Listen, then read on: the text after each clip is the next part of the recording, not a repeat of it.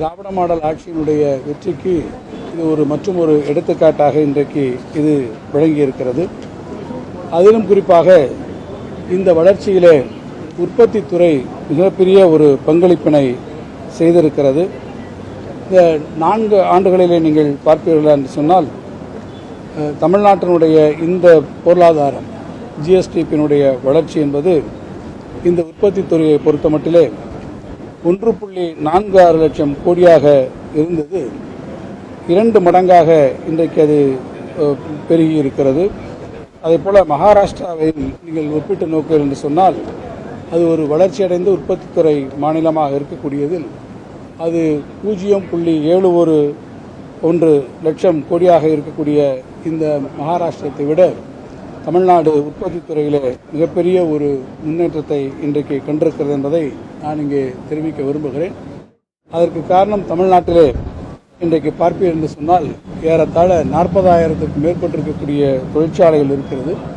அவற்றிலே ஏறத்தாழ 27.7 லட்சம் பேர் அங்கே வேலைவாய்க்கக்கூடிய நிலைமைகள் வந்திருக்கிறது. இந்த பொருளாதார வளர்ச்சியில் குறிப்பாக கட்டுமானத்துறை கன்ஸ்ட்ரக்ஷன் செக்டார் என்பதும் இந்த வளர்ச்சிக்கு மிகுந்த அளவிலே உதவி செய்யக்கூடிய வகையில் 23-24 ஆண்டுகளிலே 15.93%, அதேபோல 24-25 ஆண்டுகளிலே 11% என்று அதற்கான பங்களிப்பை தந்திருக்கிறது.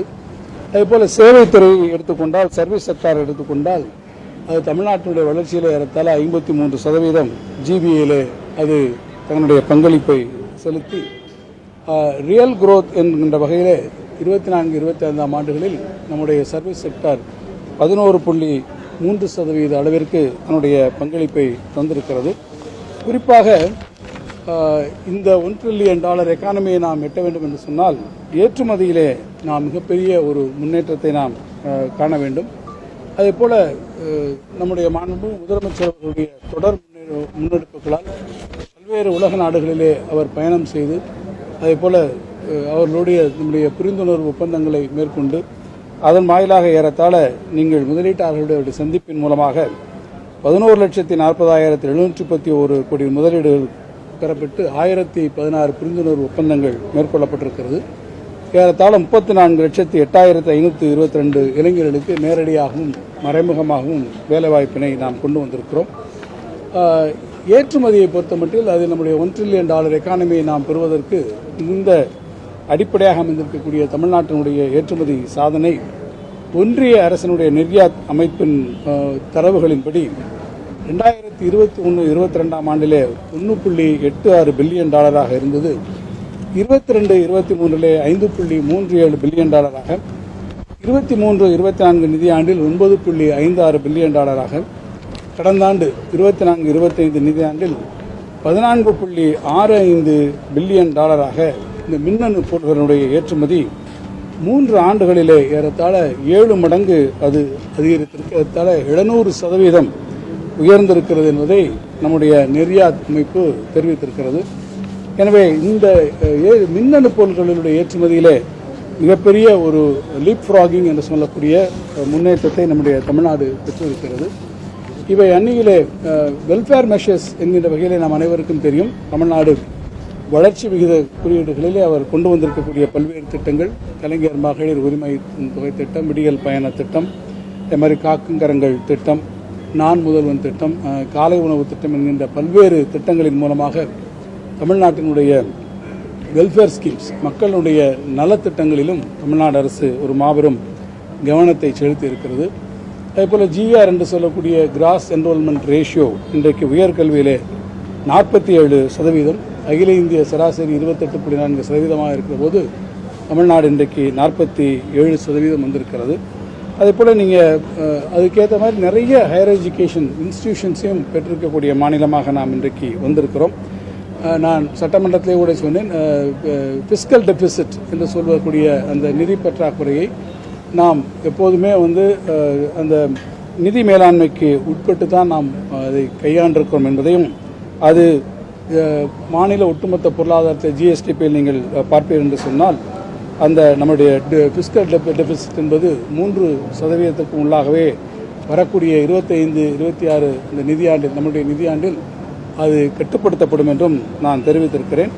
அதே போல் நீங்கள் டெட் கடனுக்கும் மாநிலத்தினுடைய ஒட்டுமொத்த உற்பத்தி மதிப்பீட்டிற்குமான அந்த ரேஷியோவையும் நாம் பார்ப்போம் என்று சொன்னால் அது கடந்த 21-22 27% இருந்தது. 24-25 அது ஏறத்தாழ 26% அது குறைவாகவே வந்திருக்கிறது என்பதையும் நான் இங்கே எடுத்துக்காட்ட விரும்புகிறேன். எனவே ஒட்டுமொத்தமாக நீங்கள் பார்ப்பீர்கள் என்று சொன்னால் தமிழ்நாட்டினுடைய இந்த மிக ஒரு ஸ்ட்ராங் growth, இந்த நீடித்த ஒரு நிலையான வளர்ச்சி என்பது நம்முடைய இந்த லோ இன்ஃப்ளேஷன் ரேட் மெயின்டைன் பண்ணுவதாக இருந்தாலும் சரி, அல்லது ஃபாரின் டைரக்ட் இன்வெஸ்ட்மெண்ட்ஸ் வருவதாக இருந்தாலும் சரி, அதே போல் நம்முடைய ஒவ்வொரு கட்டத்திலும் நான் எடுத்துக்காட்டியிருக்கக்கூடிய தொழில் முதலீடுகளை நாம் ஊக்குவிப்பதாக இருந்தாலும் சரி, இவையெல்லாம் ஒட்டுமொத்தமாக நம்முடைய $1 டிரில்லியன் எக்கானமியை நாம் அடைவதற்கு நம்முடைய மாண்புமிகு முதலமைச்சர்களுடைய முன்னெடுப்பால் அவர்கள் தொடர்ந்து மேற்கொண்டிருக்கக்கூடிய பல்வேறு பணிகளால் இது சாத்தியமாயிருக்கிறது.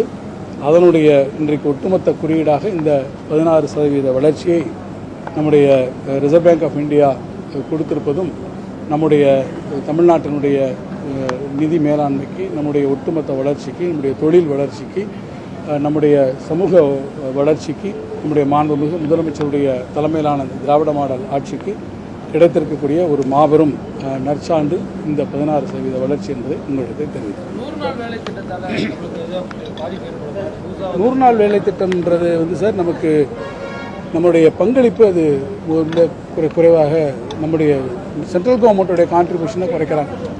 100% கொடுக்கக்கூடிய பங்களிப்பை இப்போது அவர்கள் 60%, மாநில அரசு 40% என்று வைக்கக்கூடிய பட்சத்தில் நம்முடைய நிதிச்சுமை கூடுகிறது.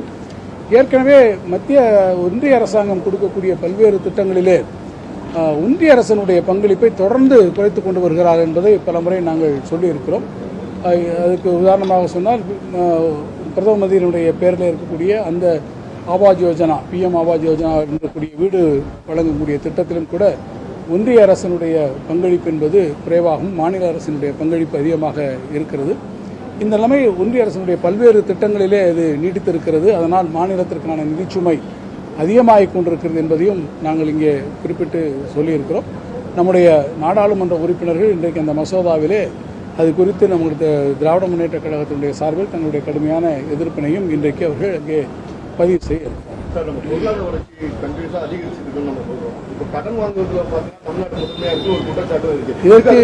இதற்கு எந்த நான் ஏற்கனவே சொல்லியிருக்கேன், இதிலே கூட உங்களுக்கு சொல்லியிருக்கேன். உங்களுடைய நிதி பற்றாக்குறையை நாங்கள் 3% முள்ளாக வைத்துக் கொண்டிருக்கிறோம். டெட் டு GST ரேஷியோ எந்த அளவுக்கு குறைந்து கொண்டிருக்கிறது. எனவே நான் பலமுறை இந்த கேள்விக்கு தமிழ்நாடு சட்டமன்றத்தில் மிக மிக விரிவான ஒரு விளக்கத்தையும் நான் அளித்திருக்கிறேன். எனவே நீங்கள் கடன் வாங்குவது என்பதை நீங்களுடைய ஒட்டுமொத்த பொருளாதாரத்தில் எவ்வளவு வாங்குகிறீர்கள், கடனுடைய சதவீதம், ஃபினான்ஸ் கமிஷன் என்ன நமக்கு ரெக்கமெண்டேஷன்ஸ் கொடுத்திருக்கோ அதுக்குள்ளே குறைத்து தான் நாம் வாங்கி கொண்டிருக்கிறோம் என்பதை தெளிவுபடுத்தியிருக்கிறேன். இப்போதும் உங்களிடத்திலே பேசுவதற்கு முன்பாக அதையும் ஒரு குறிப்பிட்டு நான் சொல்லியிருக்கிறேன். நன்றி.